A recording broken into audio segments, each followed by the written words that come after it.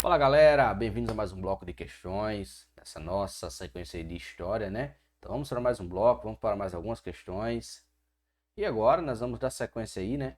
Dessa vez nós estaremos entrando um pouco agora na história do Brasil, beleza? Abaixa teu material, põe do lado, separa tua água, separa teu café, pega tuas canetas e vamos agora fazer questão. Vamos lá? Acompanha comigo na tela, por gentileza. Questão de número 1. Vamos lá? Olha o que é que ela nos diz. Olha o que a assertiva nos fala. Mediante o sistema de capitanias hereditárias, o Brasil foi dividido em áreas separadas por linhas paralelas ao Equador, que iam do litoral até o meridiano de Tordesilhas. E aí, galera, certo ou errado? Vamos lá? Vamos lá? Acompanha aqui, por favor. Vem comigo, olha só. Nós sabemos que o Brasil ele passou por uma série de fatos históricos, de acontecimentos, desde o seu descobrimento, né, o seu achado até a atualidade, beleza. E a questão ela vai falar de uma ocasião pós-descobrimento. Olha só aqui, por favor. As capitanias hereditárias foram lotes, olha o que a questão nos diz. Nossa questão está certa, né? O comentário nos diz o seguinte. As capitanias hereditárias foram lotes de terra estabelecidos e entregues aos donatários pelo rei português a partir de 1533. Antecedentes, feitorias. Galera, nós sabemos que quando do descobrimento do Brasil, por cerca de 30 anos aí, nós tivemos apenas algumas expedições que tinham a função de patrulhar a costa brasileira para que não houvesse invasões. Só que nós sabemos que durante esse período, a única riqueza que foi achada no Brasil foi justamente o pau-brasil, que à época, eu não digo que não estava tão caro, mas que na época do descobrimento, o que impulsionava a economia de Portugal era o comércio de especiarias. No entanto, vocês viram, nós vimos aqui no slide essa questão das feitorias. O que eram essas feitorias? As feitorias eram nada mais do que armazéns. Armazéns. Onde eram depositadas todo o pau-brasil que era retirado, né, que era retirado da região e era transportado para a Europa.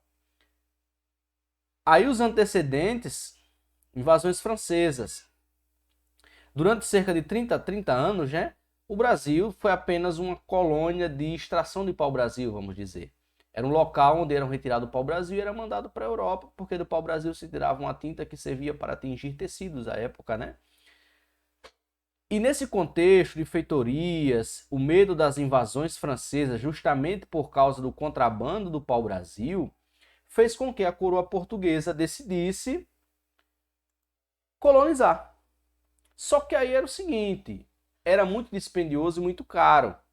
Aí como a questão fala, como a questão ela está nos dizendo, ela nos diz que, mediante o sistema de capitanias hereditárias, o Brasil foi dividido em áreas separadas por linhas paralelas ao Equador, que iam do litoral até o meridiano de Tordesilhas. Então foi justamente isso. Linhas paralelas, Equador, tá vendo? E aqui o meridiano de Tordesilhas, certinho? Aqui para cá pertencia a Portugal e do meridiano para o ocidente pertencia a Espanha. Então nossa questão ela está correta. Eram os lotes que foram estabelecidos e entregues aos donatários pelo rei português a partir de 1533. Beleza? Vamos para a questão de número 2. Acompanha comigo, por favor. A criação das capitanias hereditárias em 1534 correspondeu à primeira decisão do governo de Lisboa para dar início efetivo ao processo de colonização do Brasil. A essa modalidade de parceria público-privada seguiu-se a instalação do governo geral na colônia em 1549. Galera, essa é basicamente uma sequência da questão 1. Basicamente a sequência da questão 1. Nós vimos que, de fato, as capitanias hereditárias foi a primeira decisão do governo de Lisboa, do governo português, para dar início efetivo a colonização no Brasil, justamente por causa das ameaças de invasão, né? O contrabando de pau-brasil, o governo português acaba aqui dividindo a terra em 15 grandes lotes de terras, né? E doava essas terras para que a pessoa viesse a explorar a terra, a cuidar da terra, a colonizar, mas tinha que defender a terra das invasões estrangeiras. Só que foi o seguinte, isso lá em 1534, só que a partir de 1549, o governo português ele decidiu centralizar. Ele decidiu centralizar a administração. Acompanha comigo aqui, vamos lá? Olha só. Estabelecido no Brasil pela coroa em 1548 para centralizar a administração e desenvolver a colônia, ok? Centralizar. Contexto: fracasso das capitanias. As capitanias, de fato, elas fracassaram, era muito caro manter e não havia praticamente incentivo nenhum na metrópole. E também a ameaça da invasão estrangeira. Então, com essa crescente ameaça, Portugal, a coroa portuguesa, se viu aí na obrigação de ter um controle maior. Aquilo que estava descentralizado, passaria agora a ser centralizado. Beleza? Aí nós temos o desenvolvimento. O primeiro governador-geral nós temos Tomé de Souza, e aí nós tivemos a criação, a construção de Salvador em 1549, e Salvador passa a ser aí a primeira capital do Brasil, né? Primeira capital do país. Com isso, nós tivemos a criação dos cargos administrativos, o ouvidor-mor, o provedor-mor e o capitão-mor. Um era encarregado da justiça, outro dos tributos e o outro da defesa. Nós temos a escravidão dos indígenas. Os indígenas aí era que não quisessem se submeter, né? Deveriam servir de escravos. E para isso veio aqui as missões jesuítas, justamente com esse intuito de catequizar os índios. Catequizar, para ser mais fácil, né? Esse domínio português sobre os índios. E nós tivemos em 1553 o segundo governador-geral, Duarte da Costa. Tranquilo? Então, de fato, como a questão fala, a parceria público-privada seguiu-se a instalação do governo geral na colônia em 1549. Beleza? Tranquilo? E aí, galera? Tudo certo? Tudo tranquilo? Vamos para mais uma questão. Acompanha comigo, por favor, na tela. Faz as tuas anotações e vamos lá. Olha só. Questão de número 3. Tendo em vista que, como colônia de Portugal, o Brasil fazia parte do mercantilismo da Idade Moderna, que tinha no sistema colonial nos fatores fundamentais do processo de acumulação primitiva da Europa, nos séculos XVI, XVII e XVIII, julgue o item certo ou errado, acerca das características básicas da produção no período colonial. Prevalecia a monocultura agroexportadora, principalmente de açúcar, com predomínio do latifúndio da terra e do trabalho escravo, indígenas e africanos, generalizado. Galera, isso aqui faz com que você tenha um olhar a mais e você saiba os processos, né, de produção, os processos de comércio que o Brasil já desenvolveu. Nós vimos que o enunciado da questão fala a respeito do mercantilismo, da Idade Moderna, e fala do processo de acumulação primitiva na Europa, acerca das características básicas da produção brasileira no período colonial. E a questão fala: prevalecia a monocultura agroexportadora, principalmente do açúcar, predomínio do latifúndio da terra e do trabalho escravo, indígenas e africanos. O latifúndio, aquela grande extensão de terra, né? Aquela grande quantidade de terras. E de fato, olha só, a nossa questão está correta. Nós tínhamos a monocultura agroexportadora de açúcar, beleza. Lembrando que o Brasil aí já havia tido um ciclozinho lá do pau-brasil, né?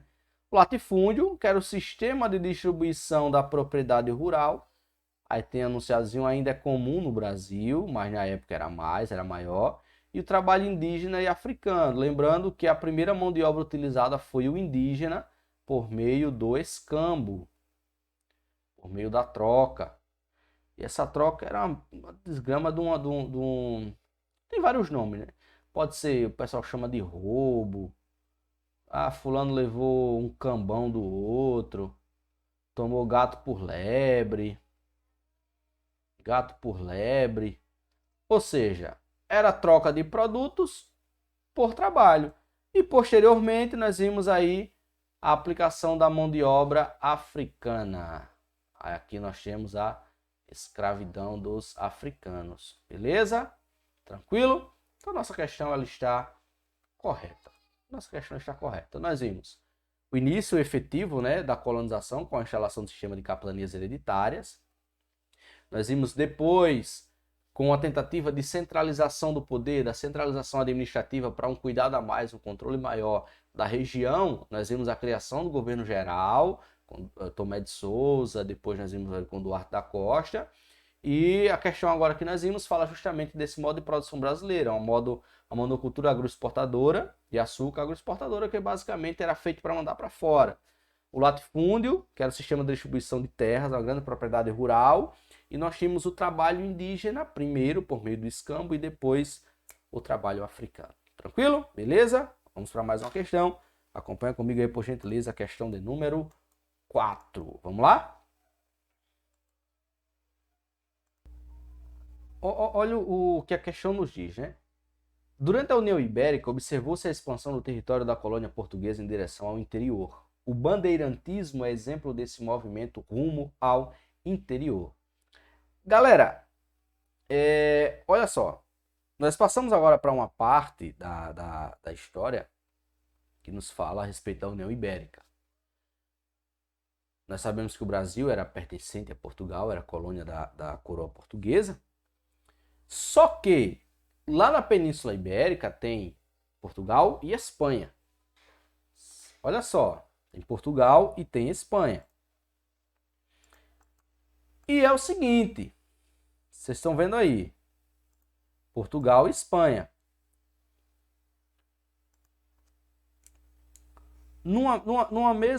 Praticamente numa mesma extensão de terra, tá vendo? Tá aqui, ó. Só tem os dois, é chamada Península Ibérica.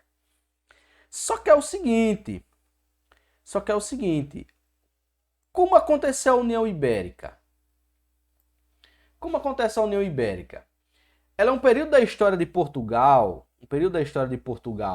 e da colonização do Brasil que acontece basicamente do ano 1580 e 1640. 1640, beleza? É a união das duas coroas, Portugal e Espanha. União das duas coroas. Quando há essa união das duas coroas, tudo que pertencia a Portugal passou a pertencer à Espanha, beleza? E como o Brasil era propriedade de Portugal, passou agora a ser propriedade da Espanha. Essa União Ibérica, ela se inicia por causa de uma crise na sucessão. Uma crise dinástica que atinge Portugal. Tudo isso porque um camarada chamado Dom Sebastião, na Batalha de Alcácer Quibir, ele desaparece. Na Batalha de Alcácer Quibir, que foi uma batalha entre portugueses e marroquinos em 1578. No entanto, o corpo de Dom Sebastião ele nunca aparece. E com a morte de Dom Sebastião começa a pancadaria, né? Vamos traduzir assim, o pau começa a torar para ver quem tomava conta, para ver quem seria o sucessor. E acontece o seguinte, como Dom Sebastião morre, ele coloca a dinastia portuguesa em apuros, porque o rei não tinha herdeiro direto. O herdeiro direto dele era o seu tio-avô Dom Henrique. Só que apenas 2 anos depois de assumir o trono português, Dom Henrique morre e também não deixa herdeiro nem neto. Aí começa uma crise na dinastia de Aves, ou dinastia de Avis, né? Melhor dizendo. Crise na dinastia de Avis. Crise na dinastia de Avis. Beleza? Negócio estranho. Crise na dinastia de Avis. Olha só. Com a crise na sucessão, né, de sucessão dinástica de Portugal, surgiram 3 postulantes.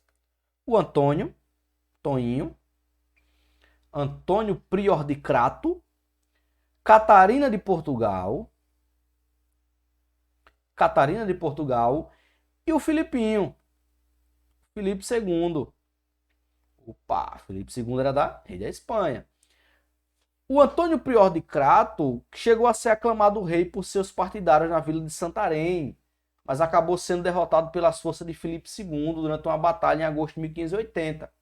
E Filipe II, esse camarada aqui, ó, ele, além de ser rei espanhol e possuir muito poder, ele contava com grande apoio da parte burguesa, da nobreza portuguesa, melhor dizendo. Assim ele consegue se impor contra Antônio. E ele agora ele passa a ser chamado, quando ele é coroado, né, passou a ser conhecido como Filipe I de Portugal e Filipe II da Espanha, acumulando aí as duas nações. Em 1580 inicia-se aí a União Ibérica. Beleza? Primeiramente, com a União Ibérica, já que nós vimos que não havia, já que aquilo que era pertencente a Portugal passou a pertencer à Espanha, não havia mais razão para o Tratado de Tordesilhas vingar. Era o que dividia, né, o país em dois.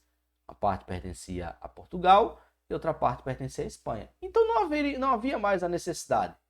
Então eles tiveram livre acesso. Olha o que a questão nos fala. Nós vimos a União Ibérica e a questão nos fala do bandeirantismo, que é exemplo desse movimento rumo ao interior. Galera, o que eram as bandeiras?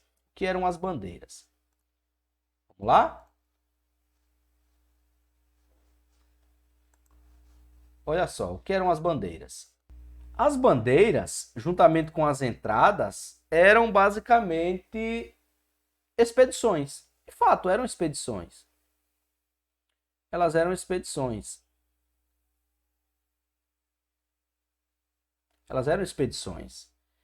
Realizadas lá a partir do século, como tem aqui, ó, 17, 18, beleza? Em direção ao interior. Ó, tá vendo aqui? Ó, daqui que saíam. Se vocês analisarem aqui, ó, a maioria das entradas e das bandeiras saíram de São Paulo, por isso São Paulo é chamado de Terra dos Bandeirantes. A diferença entre as entradas e as bandeiras era a seguinte: as entradas foram financiadas pela coroa portuguesa e tiveram como ponto de partida o litoral. Enquanto as bandeiras foram expedições particulares saídas de São Paulo. E de fato, quando a questão fala que durante a União Ibérica observou-se a expansão do território da colônia portuguesa em direção ao interior, o bandeirantismo é exemplo desse movimento rumo ao interior. E basicamente nós temos aí, ó, os tipos, né, de bandeiras. Nós temos as que capturavam índios, né? Mineração e sertanismo de contrato. Nós temos três: a de apresamento, a de mineração e a sertanismo de contrato. Beleza? Aí essas azulzinhas aqui são as de capturas de índios, as vermelhinhas de mineração e essa vermelha mais intensa era sertanismo de contrato. Tranquilo? Beleza, então eles foram responsáveis por desbravar esse interior aqui do Brasil. Saindo de São Paulo, eles começaram a desbravar esse interior. Beleza? Então a nossa questão ela está correta. Nossa questão ela está tranquila. Beleza? Certinho? Vamos para a próxima questão. Questão de número 5. Acompanha comigo na tela, por favor. Que nos diz o seguinte: com o ciclo da mineração, iniciou-se o desenvolvimento urbano no Brasil colônia, quando cidades deixaram de ser dependentes da autoridade dos fazendeiros e escravocratas. Galera, com o ciclo da mineração, inicia-se o desenvolvimento urbano no Brasil? Inicia-se. Nós vimos que uma galera, principalmente os que estavam distantes da região mineradora, da região onde surgiu as primeiras minas, né? Aquela região ali de Vila Rica, região de Minas Gerais, o pessoal começou a ir para esses locais onde onde tinha o faz-me rir, onde tinha o dinheiro, onde tinha o ouro. Desenvolve ao desenvolvimento urbano? Sem dúvida. Só que a questão diz, quando cidades deixaram de ser dependentes da autoridade dos fazendeiros escravocratas? Não deixaram de ser dependentes. Até porque a mineração era algo caro. Tinha ferramentas, tinha comércio nos locais, então eles não deixaram de ser dependentes. Quem iria financiar aquilo? Quem iria financiar o custo da mineração? Quem ia fornecer mão de obra escrava? Quem ia fornecer ferramentas? Era justamente os fazendeiros escravocratas, que era a galera que tinha o dinheiro. Então, quando a questão diz que, com o desenvolvimento urbano do Brasil colônia, as cidades deixaram de ser dependentes da autoridade dos fazendeiros escravocratas? Não.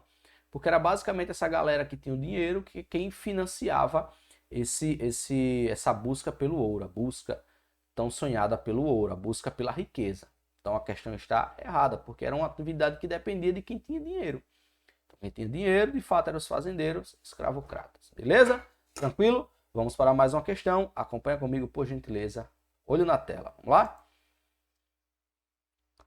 Questão de número 6.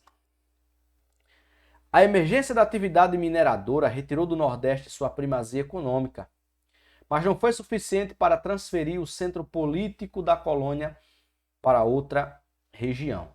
Olha só, nós vimos que com a instituição do governo geral foi construído, né, a Salvador, transformada a primeira capital, Salvador do Nordeste, só que a emergência da atividade mineradora retirou a primazia econômica do Nordeste. Show de bola. Retirou. Sem problema nenhum. Só que ela fala que não foi suficiente para transferir o centro político da capital para outra região. O centro econômico sai da região Nordeste e passa a ir para a região Sudeste. Aí a questão narra tranquilão. O centro econômico deixa de ser o Nordeste e passa para o Sudeste. Só que ela fala que não foi suficiente para transferir o centro político da colônia para outra região. E aí? Certo ou errado? E aí, certo ou errado? Erradíssimo, né, galera? Erradíssimo. Por quê? Porque com a mudança do centro econômico do Nordeste para o centro, para a região lá, né? Para a região Centro-Sul, região Sudeste, o centro político foi transferido para a região Centro-Sul. A capital do Brasil, que até então era Salvador, passa para Rio de Janeiro, com o intuito de fiscalizar as regiões de mineração durante o ciclo do ouro. Olha só. De fato, sai tanto o centro político administrativo, muda-se, né? Muda-se a influência econômica para o Centro-Sul e muda-se também o centro político, que sai do Nordeste para o Rio de Janeiro. Ficou mais próximo na região e era mais fácil de fiscalizar. Beleza? Tranquilo? Show de bola. Então vamos para mais uma questão. Acompanha comigo na tela, por gentileza. Então a questão de número 6 ela está errada. Tranquilo? Vamos lá. Mais uma questão. Questão de número 7.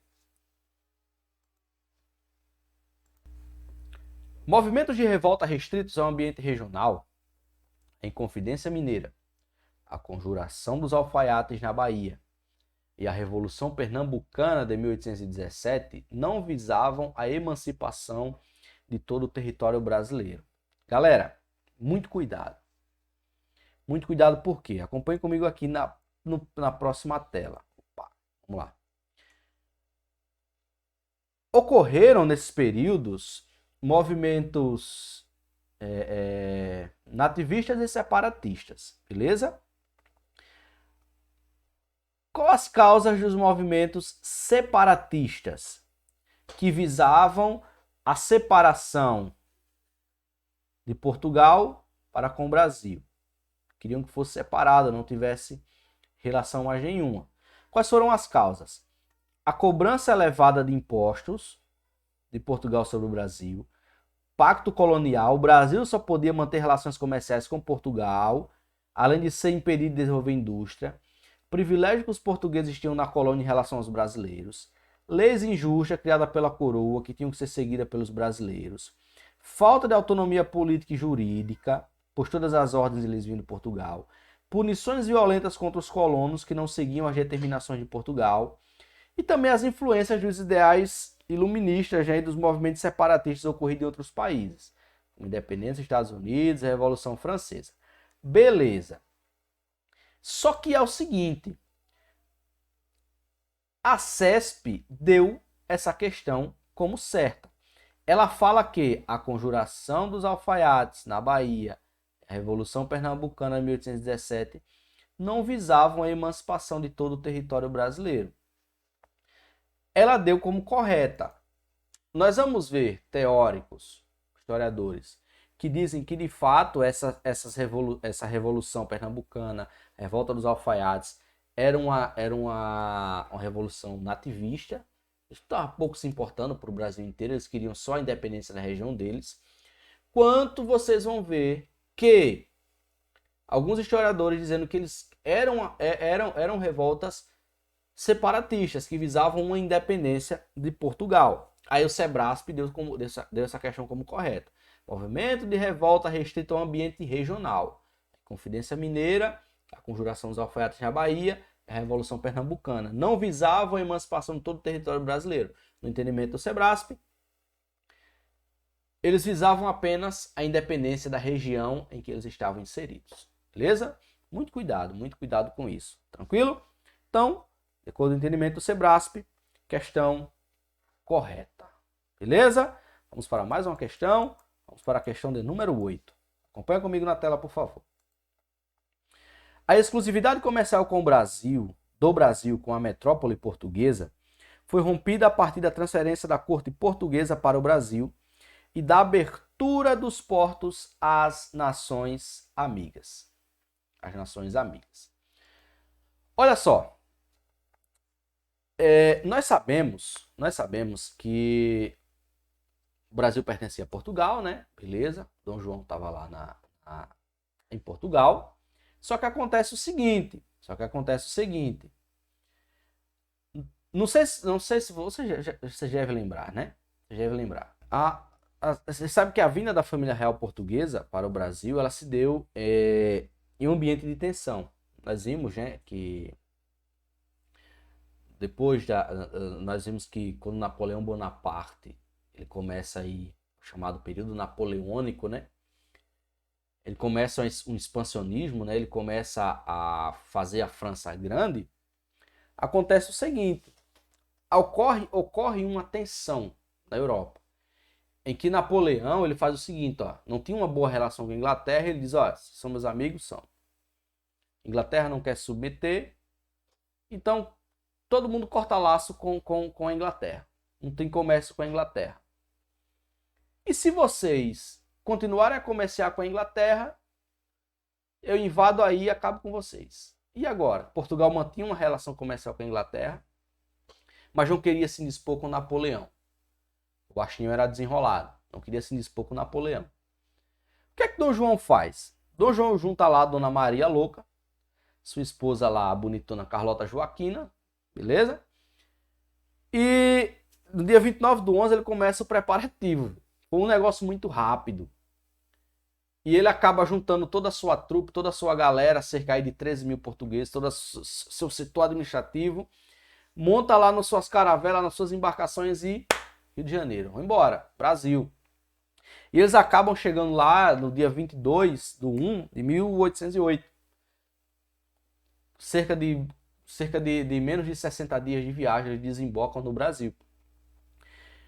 Só que na época da colonização havia um negócio chamado monopólio, né? Monopólio comercial, em que a colônia só podia comercializar com Portugal. Não poderia haver comércio com outra nação. Aí quando Dom João entra no Brasil, vem embora com toda a sua galera que desembarca no Rio de Janeiro, que toda a sua turma que veio com ele, todo o seu setor administrativo, toda a corte que entra no Rio de Janeiro, começa a mandar o pessoal ir embora, vai embora, que eu tenho que alojar o meu pessoal aqui. Uma das coisas que ele fez foi justamente o que a questão fala, que foi a abertura dos portos às nações amigas, fazendo com que o Brasil começasse a comercializar com outros países, e não apenas com Portugal, não apenas com Portugal. Então essa abertura dos portos das Nações Amigas foi justamente isso. Foi o fim do monopólio comercial. O fim desse pacto em que a colônia só poderia comercializar com a metrópole. Então quando Dom João chega no Brasil, que instaura aí o chamado período joanino, ele faz a abertura dos portos para que o Brasil comercializasse com outras nações. E uma das mais beneficiadas foi a Inglaterra. E o Brasil continuou a se ferrar. Continuou a se torar todinho, porque ele começou a adquirir dívidas também com a Inglaterra. Então a questão tá correta. A exclusividade comercial no Brasil com a metrópole portuguesa foi rompida a partir da transferência da corte portuguesa para o Brasil e da abertura dos portos às Nações Amigas. Então o Dom João pegou a sua galera com medo de levar um pau do Napoleão e vem para o Brasil com a Dona Maria Louca e com a bonitona Carlota Joaquina. Beleza? Questão 8, questãozinha correta. Vamos agora para a questão 9. Vamos lá, acompanha por favor. Questão 9. Olho na tela, vamos lá. Diferentemente das demais colônias americanas, o Brasil adotou o regime monárquico ao proclamar sua emancipação política. Sob o comando de Dom Pedro I, o primeiro reinado, foi marcado por graves crises políticas que culminaram na abdicação do imperador. Seguiu-se o período regencial, por muitos considerado uma experiência republicana, assinalado pela eclosão de movimentos armados em vários pontos do país. A antecipação da maioridade de Dom Pedro II, chamado golpe da maioridade, deu-se início ao segundo reinado, o qual foi derrubado por um golpe militar que instaurou a República. Galera, questãozinha tranquila que fala a respeito da divisão histórica do Brasil. Faltou colocar só o Brasil pré-colonial e o Brasil colonial. Mas, de fato, a questão nos fala, diferentemente das demais colônias americanas, o Brasil adotou o regime monárquico ao proclamar sua emancipação política, né? Então, tivemos aqui a monarquia, né? Monarquia, sob o comando do Pedrão. O primeiro reinado, beleza? Foi marcado por graves crises políticas que culminaram na abdicação do imperador. Seguiu-se o período regencial, por muitos considerado a experiência republicana, assinalado pela eclosão de vários movimentos armados. A antecipação da maioridade, com Pedro II, deu-se início ao segundo reinado, o qual foi derrubado por um golpe militar que instaurou a República. E daqui para frente tem mais história. Então, questão correta. Questão correta. É mais uma divisão histórica para fins didáticos, né? Geralmente é para fins didáticos. De fato, os períodos históricos do Brasil, eles têm acontecimentos que marcam o fim e marcam o início. Então, aqui fala, diferentemente das demais colônias americanas, o Brasil adota de início um regime monárquico. Nós temos o primeiro reinado, período regencial, segundo reinado, nós temos o início da República, né? Nós temos a República da Espada, a República das Oligarquias, nós temos do Estado Novo, ditadura militar e o período de redemocratização. Beleza? Vamos agora para a questão de número 9, para nós questão de número 10, né? Perdoe, minha questão 9 ela está correta. Questão de número 9, para nós finalizarmos esse bloco. Acompanha comigo, por gentileza, na tela. Olha lá. Sabinada, balaiada, farroupilha e cabanagem foram alguns dos movimentos armados que eclodiram no Brasil durante o período regencial. Galera, e agora? Nós vimos lá, né? Nós vimos na questão anterior, perdoe, que nós tivemos esse período chamado período regencial. O que foi esse período regencial? Olha só, acompanha comigo aí. O período regencial, galera, acompanha na tela, vamos lá? O período regencial, ele é um período que vai de 1831, como vocês estão vendo aí na tela, até 1890. 1831 até o período de 1890. Por que regencial? Vem de reger, né? De regência. Vem de reger, vem de regência. Porque é o seguinte, teve início após a abdicação de Dom Pedro I. Dom Pedro I pede para sair, abdicou o trono brasileiro. Como o filho dele, à época, não possuía a idade para assumir o trono, porque o Pedrinho só tinha 5 anos, foi feita uma transição em que o país foi governado por regentes. Ó, foi governado por regentes. Foi governado por regentes. Então, nesse período, o Brasil ele teve uma certa descentralização política que acaba eclodindo numa série de rebeliões diferentes. O Dom Pedro I, ele pede para sair do trono brasileiro em favor de seu filho, Dom Pedro I, o Dom Pedro II, né, o Pedrinho. Era o Pedro de Alcântara, né, no dia 7 de abril de 1831. Ele estava lá com a relação de desgaste com o imperador, a elite brasileira, tal. E durante o seu reinado, o Dom Pedro ele impôs a Constituição de 1894. 1894. Constituição, né? Beleza? Na qual centralizava o poder político na sua figura. Aí o que acontece? Nesse período, quando Dom Pedro ele renuncia, né? O Pedrinho só tinha 5 anos. E ele não tinha condições e estava proibido de assumir o trono até completar 18. Então, nesse período regencial, no chamado período regencial, no qual o país ficou na mão dos regentes, né? O Pedrinho ele ficou tutorado por um camarada chamado José Bonifácio, que estava preparando o Pedro para subir no trono. Aí o período regencial começa em 1831, com a regência trina provisória, e estende-se até 1840, com a regência una de Araújo Lima. E durante esse período, nós temos aqui, ó, nós temos o destaque desses 3 partidos. 3 grupos políticos, né? Nós tínhamos os liberais exaltados, que eles eram defensores do federalismo, eles queriam que fosse concedido mais autonomia às províncias brasileiras. Então, esses membros desse grupo eles se dividiam entre monarquistas e republicanos, mas eles defendiam o federalismo. Nós tínhamos os liberais moderados, que eram monarquistas, e os restauradores, que eram monarquistas. Só que era um tipo de monarquista diferente, porque os liberais moderados eram monarquistas, mas eles queriam e sustentavam a coroação do Pedrinho, Dom Pedro II. Enquanto os restauradores, o nome já diz, eles queriam restaurar a monarquia com Dom Pedro I retornando ao trono. Beleza? Esses eram os 3 primeiros. Também foi durante esse período das regências trinas, né? Tá aqui, ó, que foi até 1835, que é criado a Guarda Nacional, em 1831, que era a Guarda Nacional. Foi uma ação que possibilitou aos cidadãos formar um corpo armado. Os cidadãos formaram um corpo armado para conter os excessos governamentais e as rebeliões que pudessem acontecer. E também em 1832, a criação do Código de Processo Criminal, que amplia os poderes do juiz de paz e determina o uso do júri em um julgamento de alguns crimes mais graves e também institui o habeas corpus. Beleza? Aí nós temos, em 1834, o chamado ato adicional. Esse ato adicional é considerado por muitos historiadores como a partir desse ato adicional, um período em que o Brasil ele provou um pouco o que era o modelo republicano, né? Deu mais autonomia às províncias e às assembleias provinciais.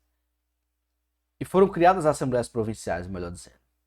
E é justamente nesse período que ocorre o que a questão nos fala. A questão fala só até cabanagem, né? Nós tivemos a Sabinada, que foi em 1795 a 1846, que ocorre na Bahia. Beleza? Eles queriam instaurar uma república baiense no estado da Bahia, até que Dom Pedro II atingisse a maioridade. Nós tivemos a Balaiada, no Maranhão, beleza? Era uma agitação causada contra o governo cabano. Era uma agitação social causada pela revolta, né? Chamado Benefícios Bentivis, e coloca o povo em desagrado contra o governo cabano. Os objetivos basicamente era diminuir ou acabar com a pressão dos latifundiários sobre a população. Era contra a opressão. Nós tivemos também a Revolução Farroupilha, Rio Grande do Sul. O que foi a causa da Revolução Farroupilha? Foi basicamente a galera protestando contra os altos impostos sobre o charque gaúcho. Sobre o charque. Se você acha que hoje o charque está caro, meu amigo, o charque já foi até motivo de briga. Foi até motivo de briga. A Revolução Farroupilha, o Império penalizava o povo com altos impostos. E o charque gaúcho abastecia o mercado inteiro. Então foi basicamente contra o aumento dos impostos. Nós tivemos a cabanagem, que foi a cabanagem, ou Guerra dos Cabanos. Foi uma revolta acontecida aqui, ó, 1835 e 1840, na antiga província do Grão-Pará, que é onde hoje está o Pará, o Amazonas, o Amapá, Roraima e Rondônia. E, embora a questão não fale, nós tivemos também a revolta dos malês, que foi um negócio bem mais